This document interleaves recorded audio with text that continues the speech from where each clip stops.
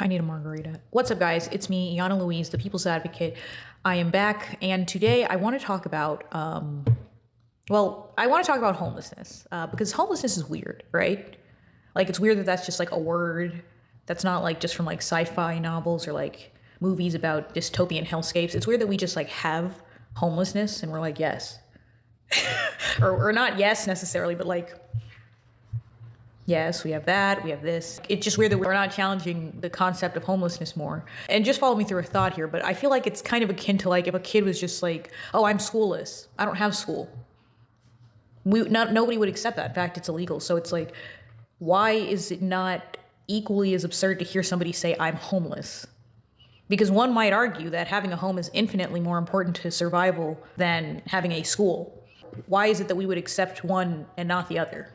Neither seem acceptable, because I'm not trying to minimize the importance of education either, but it's kind of hard to focus in school if you don't have a home. And I wanted to talk about the concept of homelessness under a broader topic of failed social outcomes, because I think that anybody would agree that homelessness in a society as rich as this is a failed social outcome. Because, I mean, if we think about it, society and the government and all that, it only exists for the ease of our day-to-day lives, to give us structure and security. They have no other purpose.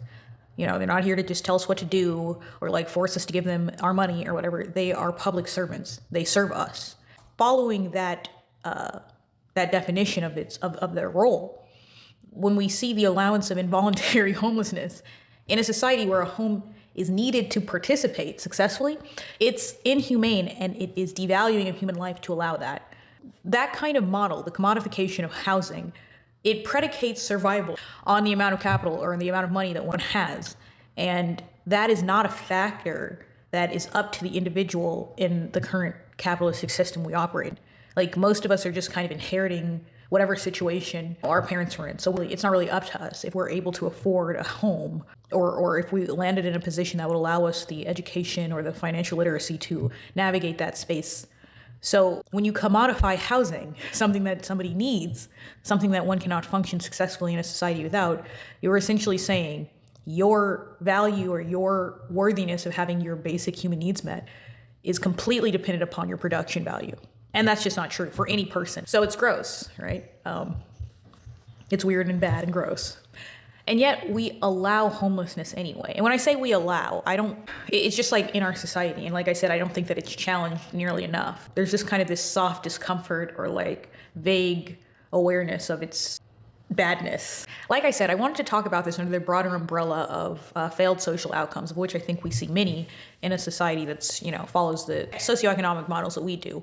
But I saw something recently that just kind of like gave me pause, and it just like, it shook me into this awareness that just kind of put this matter on my brain. I was going to work the other day, and I saw the street cleaning effort. We were going under the overpass, and there were all these tents where the unhoused were living, and like the street cleaning crew from the city was just like hosing their tents, like I guess maybe to wake them up because there were people in them, maybe to like, I don't know, but they were like hosing their tents, hosing their things away. It was disgusting. It was despicable to witness, and it was just like odd that, I mean, even right now I'm like, what am I remembering? What was I witnessing? It was just so strange and disgusting, frankly. It was disgusting. And like I said, it kind of like shocked me into this awareness, and it made me wonder, like, are we really aware of homelessness? I mean, I'm not breaking news like, hey, did you guys know that they're letting people not have homes? Like, I know, like, did you guys hear about this? I know I'm not like breaking news right now, but I'm saying, like, are we aware? Are we really aware of what we're just like passively driving past or walking past when we are going about our day, and we're just catching homelessness in our periphery? Are we really aware of what we're witnessing? And I feel like we are, and we're not. I feel like we're kind of aware, and it's just kind of this like level of awareness that allows us to evade it ourselves, understanding that it is a fate akin to social death, if not literal death, but not aware enough to like process that we really should be more actively against the concept of homelessness existing in modern society at large. But in the United States, a country as rich in resources as the United States, specifically, for sure.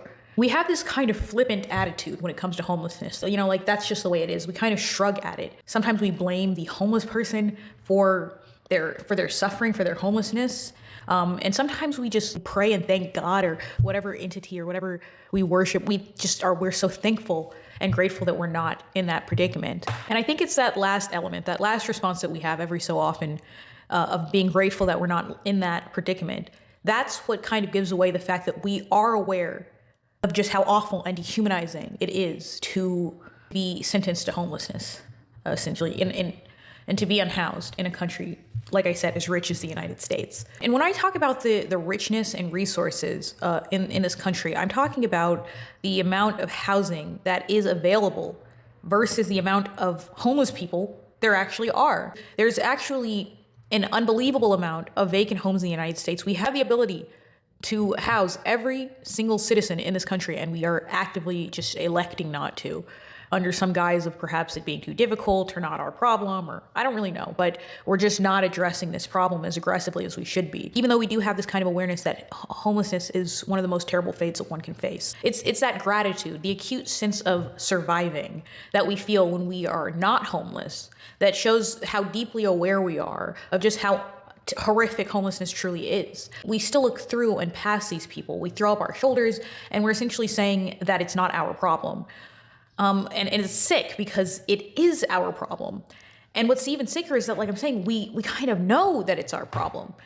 It's what gets most of us out of bed in the morning. It's what motivates us to get up and go to work or act in spite of ourselves, no matter how we're feeling, if we're sick, no matter what we're going through, what we have going on, no matter if we're depressed, if our kid died, it really doesn't matter. Because the threat of homelessness, the threat of not having enough capital to maintain one's housing is big enough and frightening enough to make you get up and do whatever it is you think you need to do, if you have the ability.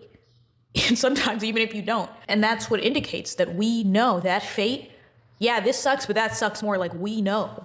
Yeah, it's the fear that should you not play your role as a good little laborer, you could end up as the one being woken up by a hose at 7:30 a.m. and watching as a city street crew washes the meager possessions you did manage to acquire down a drain lawfully. That fear is real and ever present in many of our lives. We're being socially controlled, essentially, and shamed. And I look at it that way because the fear is a loaded threat. It isn't empty. It's basically do as you're told, participate as we want you to, or you'll be out on your ass. We internalize that threat so much so that we don't only avoid homelessness, but we avoid homeless people, like as if they're lepers or murderers. A good example of people being so desperate to avoid homelessness is think about the incident that happened in the Amazon warehouse in Illinois in December of 2021. There was a tornado in the area of this Amazon warehouse. Many of the employees wanted to leave because they were afraid for their lives. Amazon told them, if you leave, you will be fired. With their positions threatened, these individuals chose to stay at the warehouse. And you know what happened? They died. 6 individuals died that day because they were so afraid of losing their job. Because if you lose your job, you might as well be dead. Because you lose your job and you lose the rest. You lose that housing. It's a loaded threat. You know what I'm saying? Homelessness is a loaded threat. It's a gun at all of our heads at all times. When we think about how we avoid homeless people, it's kind of like, we all kind of feel it. That shame when we blow past them with no eye contact, or, when we lie about having anything to give just to save ourselves the time and the energy or the discomfort.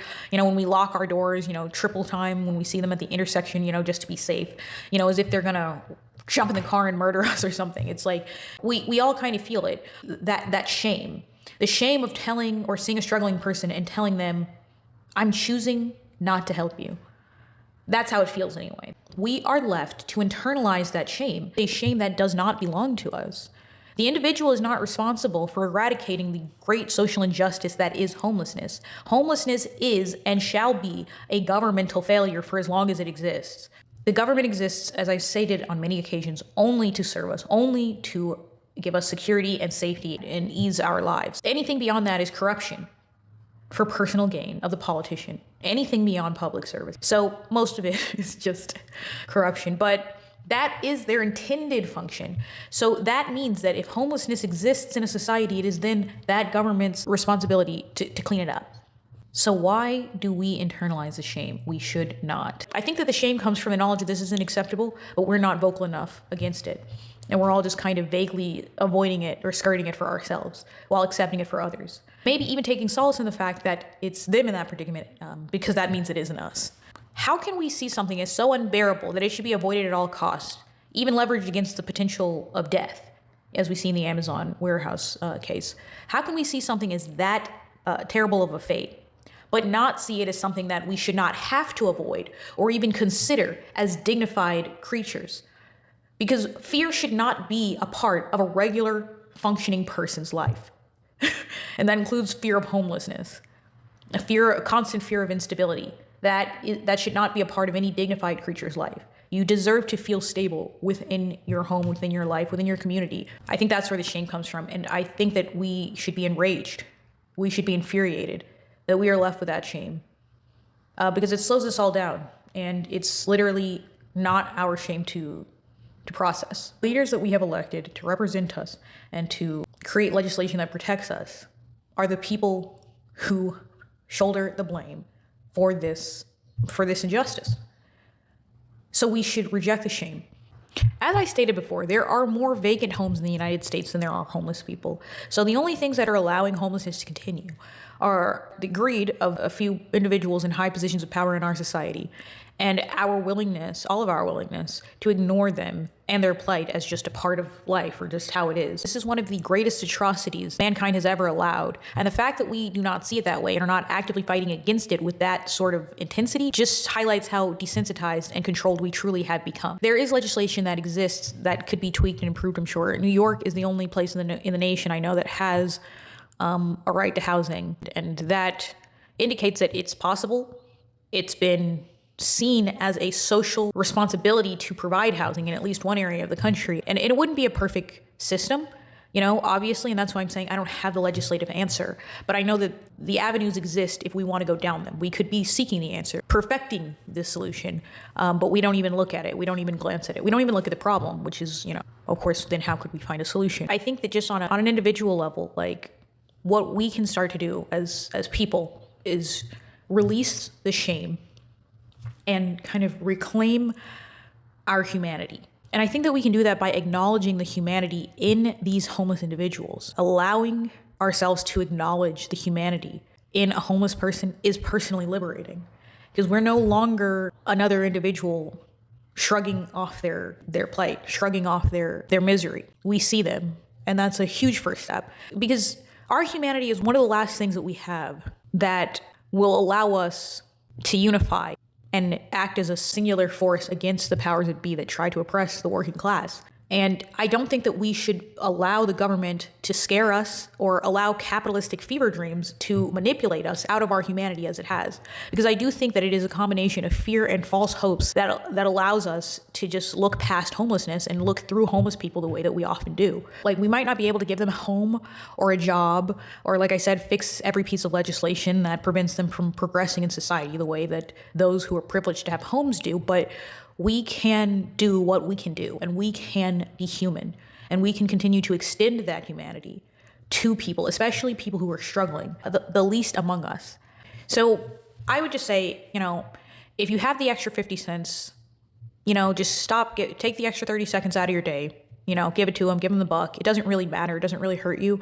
And I think that it would be mutually beneficial to interact instead of doing the thing that we all typically do, where the shame originates when we just see them and we just blow past them like, homelessness isn't real. I'd better hurry up and get to where I'm going today. Like that's where we kind of fuck up on our own part, because it's like, we don't have to agree. We don't have to participate in the charade that says that these people don't deserve human connection, that they don't deserve acknowledgement when they speak or address. We don't have to participate in that. We don't have to buy into the fear that tells us that these are lepers, that these are social pariahs. We don't have to allow, again, the government to rob us, or the people in power who instill these fears in us, who embed these fears. We don't have to allow them to rob us of our human decency and rob us of our ability to extend that humanity to people who need it the most. Even if you don't have any money, simply acknowledging them with eye contact, maybe a shrug, throwing your hands up, God bless, whatever it is that you say, I think that will go a long way in simply identifying that these are humans. This is us. These people are no different from us. When we allow homelessness as just like a part of our society, we are allowing the opportunity for our own homelessness. The point is, these people are forgotten. They feel invisible. And acknowledging the things that you feel when you see a homeless person, when you rush past them or when you ignore it, whatever it is that you do, whatever uncomfortable feelings arise in you, acknowledging them, I think, and releasing them and choosing something more humane, something that allows you to feel more connected, something that makes you feel more grounded and in charge of your own feelings and your own decisions towards your community members. I think that is a major step for any person to take, because this is an uncomfortable topic and it does require a bit of self-extinction that society kind of drains out of us and makes us feel like we don't have to give. But I think that it would actually be replenishing to rebel against this norm of ignoring homeless people and ignoring what they are saying or what they're looking for, which I think is, yes, money and food, but is also compassion and visibility. Maybe some legislation that makes them not homeless. But baby steps.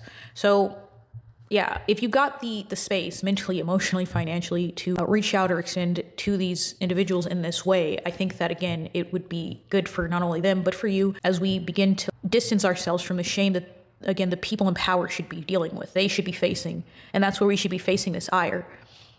Not internally and not towards the homeless person themselves, but towards the people who are actively propping up a system that creates homelessness. We're allowing homelessness to continue to exist well past our ability to respond to it appropriately. So the more that we recognize the homeless as ourselves, as us, and the more that we acknowledge the injustice that is homelessness, I think the more galvanized the movement to eradicate homelessness will become. It might seem small, but I think that empathy and sensitivity, in addition to righteous indignation directed towards the people in power, together, those are the ingredients that we need to topple homelessness. And I just want to say, I know that it can be frightening to reach out or to stop or speak or even look at for some of us. I'm not minimizing this. I understand that it can be frightening or overwhelming, but I guarantee you that 9 times out of 10, it's fine. They'll just be grateful for whatever you extend to them, even if it's just a God bless.